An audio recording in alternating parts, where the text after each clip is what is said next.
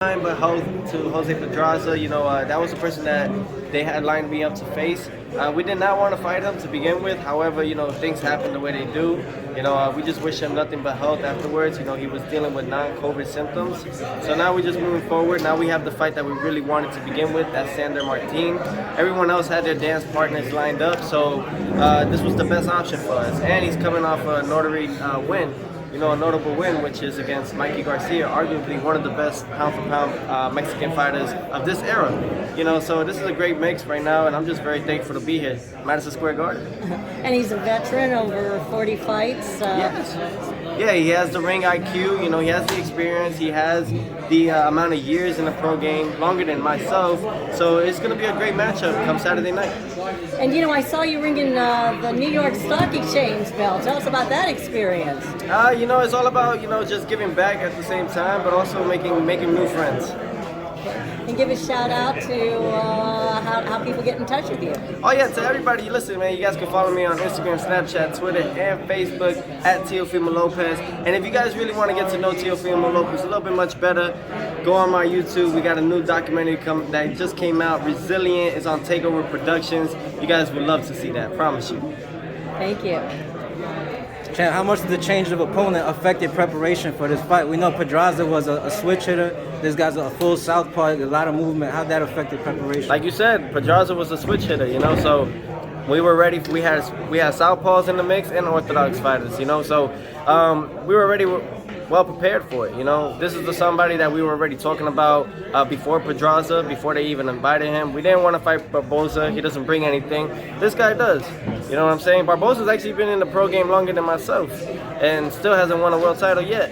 Right, because they were saying in my last video that you was ducking Barboza and stuff like that. They just mad because they're not going to get a nice check.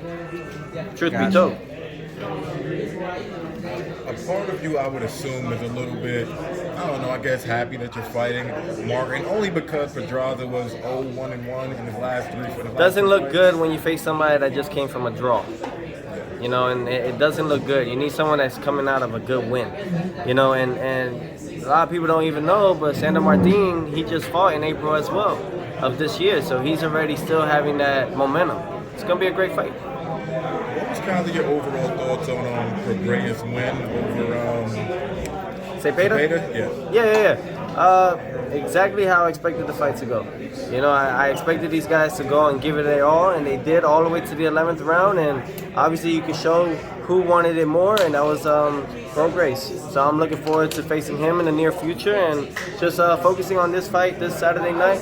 It's the only way that we get through it is through this guy right now, Sander Martin. Teo, congratulations. You had the opportunity to congrats on your title, man. It was a pleasure seeing you through the growth process. Now appreciate that. Yeah, no doubt, man. Yeah, where's my acknowledgments? But I appreciate it. I keep it to myself. I keep it to myself, though. Hey, I go through wars telling people you was undisputed at 135 pounds. Yes. And it's always a debate. So now that you shouldn't be, though. Lost the title to Kambosos, what did you learn most, man, from going in there, fighting Kambosos? I gotta change my game. Not the way I talk or not the way I express it in the ring. I gotta change my game in the sense of the people that are running the sport. I'm coming after them now. So little by little, though, that's why we call it a takeover. At any point, do you see yourself kind of rematching Kambosos, man? It'll probably be another fun fight, man. I don't want to speak too much on the Kambosos fight at the moment. Like I said, I'm just staying focused on what's at task right now. Just staying devoted, staying determined. And just really being dedicated to my own craft. Your father has been on record as predicting certain achievements. Yes. You pretty much accomplished all of that. Now he's saying you're going to be undisputed by 2024.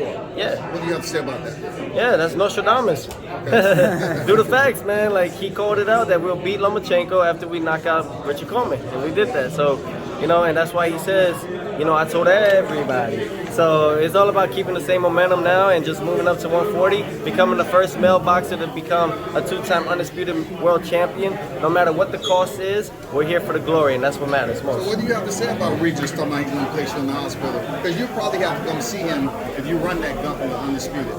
Why do you think he came at you the way he did? I don't think these guys know how to talk. I don't think they know how to express themselves very well, and that's why I'm the first boxer to be signed to Bud Light. Where's their assignments? You know what I mean? Where's their achievements on that side? So it's okay, you know, I'll help them out. You know, listen, that's basically saying that you want to kill me, you know, in that term. Because I literally died last year around this time, you know, and if you're telling me to go back to the hospital like that, I understand his term is basically like he's just gonna beat the shit out of me. True, but you could just say that, you know, you don't gotta tell me that you're gonna put me in the hospital. And I'm not gonna say I'm gonna put you in the morgue. You know, I'll let death do that to him. That kind of motivates you though, that level of trash talk. No, what helps me, I'll be honest, is that these guys don't know what the fuck they're doing.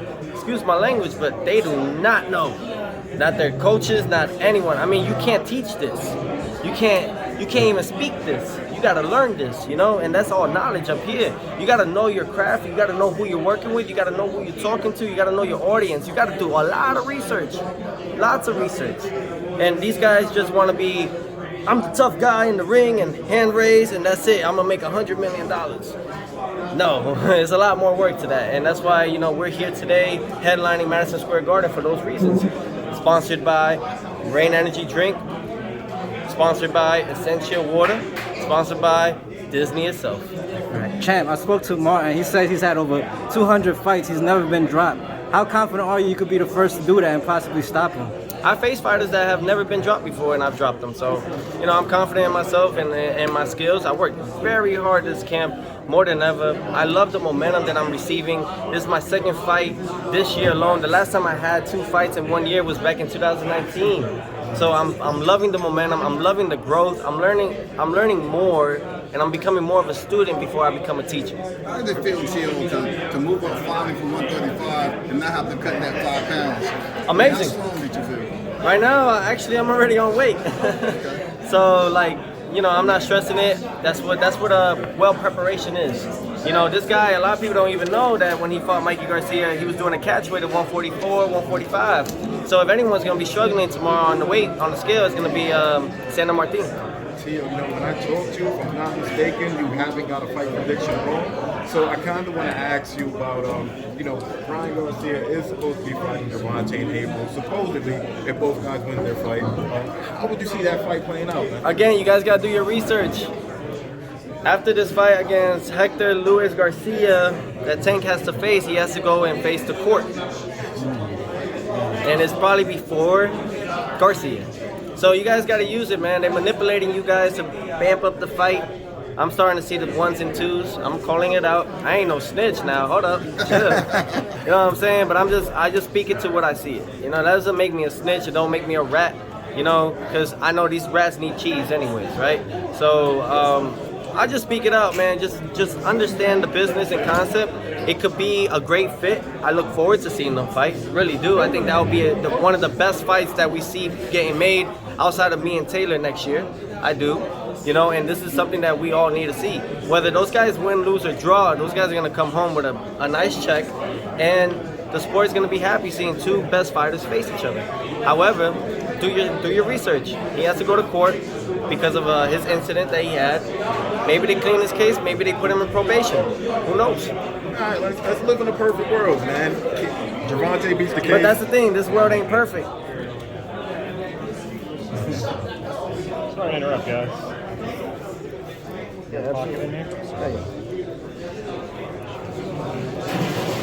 Okay, so when you spit fire on stage, you're gonna get that exclusive content. And you know, like what I love to do, man, I just like to spice up the game. You know, people need that. They need that excitement, entertainment. And you know, like a lot of us don't like to express it to other fighters, you know, because we want to keep it to ourselves. I don't think that's the right thing to do. I think, like, especially in the press conference today, I'm going to express to the other fighters that they need to just, whoever it is, if it's I Love Boxing Podcast or whatever, and if they have 5 subscribers or whatever, do it. That's how I started in my career. Now look where we're at. You know, so I'm going to express that to the other young fighters. I'm going to tell them don't say no to no interviews because you need the people. We all help each other, right? And I'm not charging either one of you guys. I mean, I should, right? But who would I be if I did that? I would be limiting my potential, right? Absolutely. I got like 12 bucks for you right now, man. And I'll give it to some kids over there with some, you know, that need some water or something. Right. Do you feel With that some milk. You need some milk. Do you feel that Josh Taylor would actually be a more difficult fight for you than a Regis Reyes, man? The only difficult fight that I'll ever have is myself. And obviously I did that to myself last year, and I learned from that one as well. So that's it. None of these guys, see, the thing is, like, I inflict fear before they even face me. Because the eyes don't lie, Chico. And they'll see it when we face each other. They'll feel my vibration. They'll feel the energy. They'll feel everything that I've worked so hard for to be where I need to be right now. Tia, how long did it take you to pivot from Barboza to Martin, after he fell out? Listen, I fought arguably one of the best pound-for-pound fighters of the game, Vasily Lomachenko. Nobody, I don't care what southpaw I face. They don't fight like Lomachenko. Never will. They don't even have the ring IQ like Lomachenko. Lomachenko's a lot to deal with in the fight. It's not only exhausting mentally, it's exhausting on your body physically, and it's exhausting on your body spiritually. That guy is the Matrix, literally. You gotta download everything. But I'm a genius. I'm an Albert Einstein of the sport of the game, and so but I'm not overlooking any of them. One thing's for certain. Yes, sir. Tio, how you See, they grab my pieces. You gotta promote that. But see, this is why. This is the new generation. I am the leader of the new generation. See, Top Rank, ESPN. That's what we're talking about. And I don't even brag. I'm not even mad about it. I love it. You gotta throw seeds at everybody. Let them grow. I want to see all my other fighters grow. So you teach your students, right? But then when their students think that they can take the master, that's when you teach them and you humble them. But with all respect, But it's not to brag or anything. I'm just a giver. You know what I'm saying? And I believe that someone that did a lot for our sport didn't give enough. Didn't pass down the torch the right way. Took it all for himself or herself, whoever, right? Or pronoun. You know what I'm saying? And it's just all about just staying positive now. Speaking about giving, Kambosos' first round. Yep.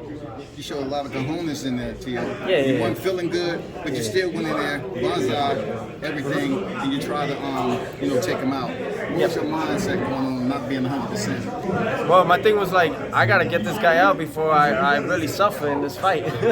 And obviously I did. 12 rounds just in pain, agony pain. Sitting in those rounds and just seeing the zone post Kambosos the whole time, and I'm looking at those videos and I'm like, some of them were just like right here and they just still amping it up, and that's how I know the corruption plays a big role. And it's not just with the zone or any of them or anything. I don't want to name any more names. Like I said, I'm just coming at you guys. You wanted to make me an example? Well, here it is. Thank you guys. Thank you, champ.